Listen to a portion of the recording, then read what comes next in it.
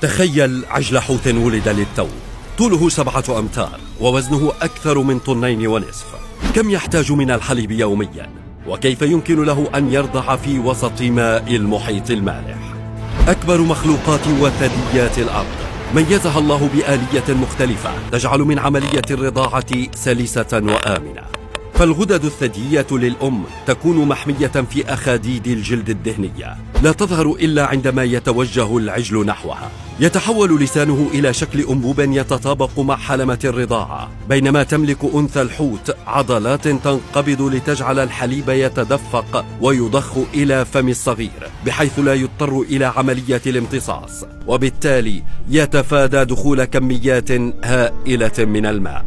الحليب بحد ذاته مختلف تماما، فهو دسم ومكثف ويحتوي على 50% من الدهون في تركيبته، كما أن فيه جميع العناصر الغذائية من أحماض وبروتين وزيوت وطاقة.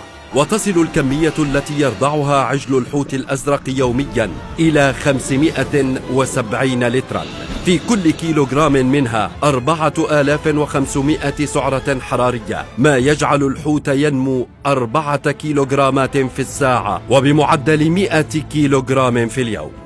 لن تستغرب هذا الرقم إذا علمت أن الحوت عندما يكبر سيصل طوله إلى 30 مترا ووزنه سيزيد على 170 طن. كما أن هذا الحليب المكثف يضمن نمو طبقات دهنية تشكل عازلا للمخلوق الذي سيعيش كل حياته في ماء المحيط الباردة، فتعمل هذه الدهون على ضبط حرارة الجسم. حيتان العنبر ليست لها أفواه مناسبة للرضاعة أبدا، لكنها طورت طريقة مختلفة بضخ الحليب في الماء بينما يقوم الصغار بالتقاطه، وهو حليب أكثر كثافة من غيره، وقوامه يشبه قوام معجون الأسنان، وكأن الصغير يلتقط لقيمات ويأكلها.